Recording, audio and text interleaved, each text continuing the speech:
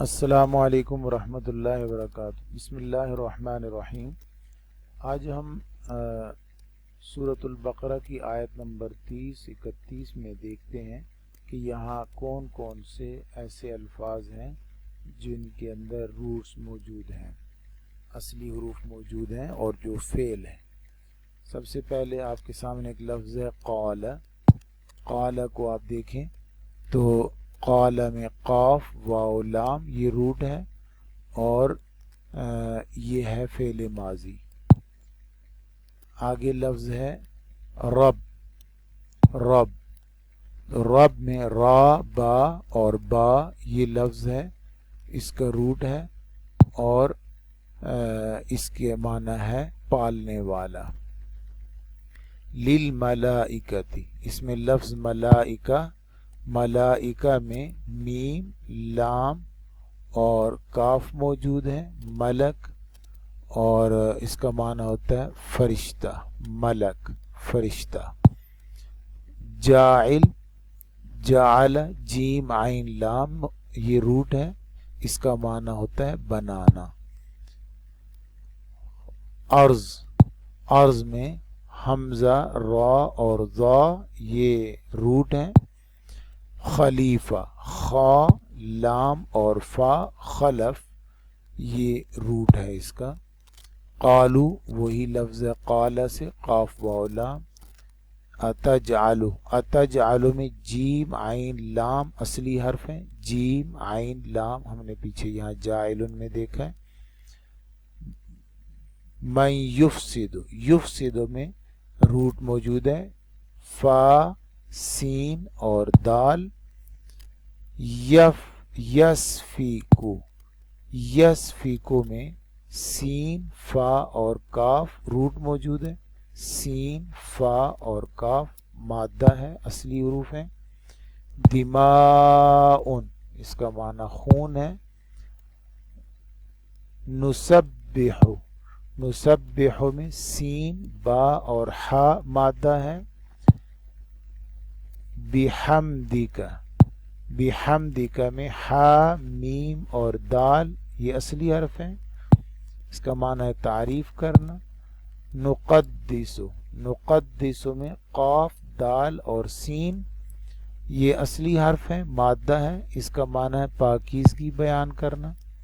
قال کے بارے میں پہلے گزر چکا ہے۔ اعلم میں عین لام اور میم علم یہ مادہ ہے، عین لام اور میم۔ تعلمون میں وہی علم عین لام اور میم مادہ موجود ہے۔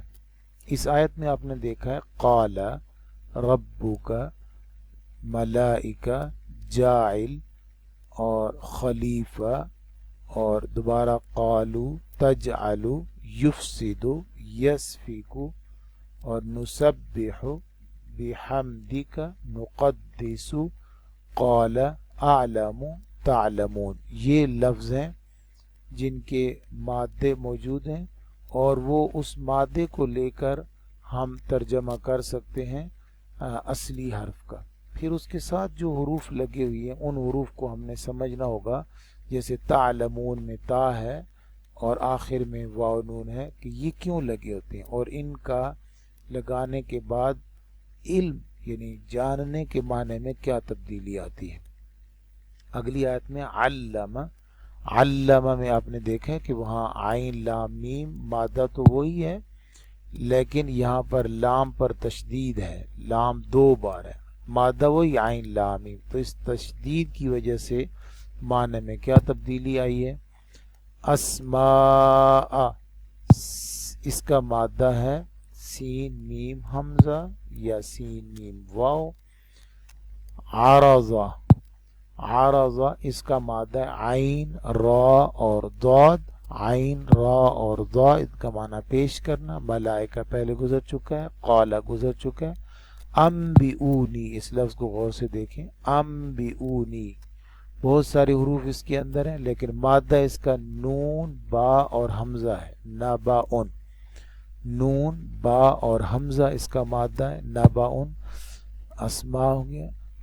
کنتم، کنتم کا مادہ کاف واو اور نون ہے، کاف واو اور نون، اور اس کا معنی ہونا ہے صادقین۔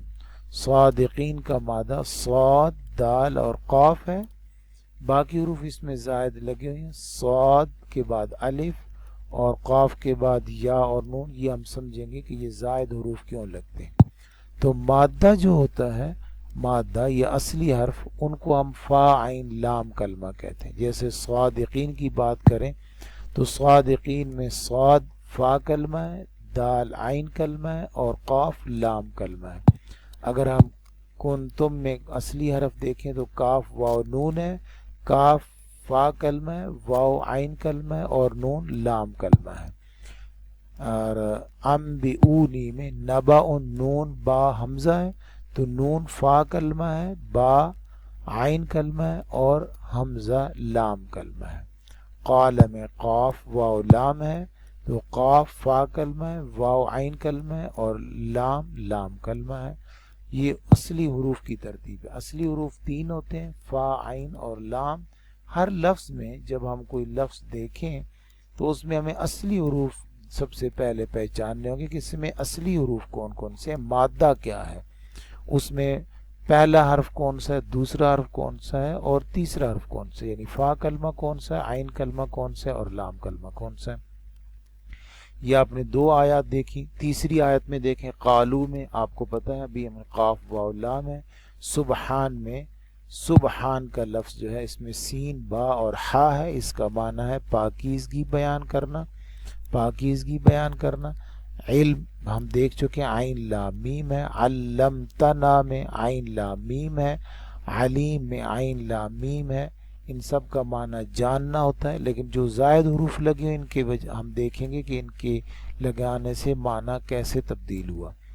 حکیم میں ہا کاف اور میم ہے، ہا فا کلمہ ہے، کاف عین کلمہ ہے اور میم لام کلمہ ہے۔ حکیم کا روٹ ہا کاف اور میم ہے۔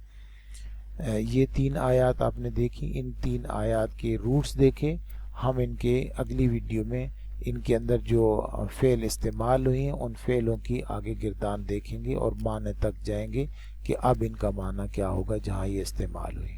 اللہ حافظ۔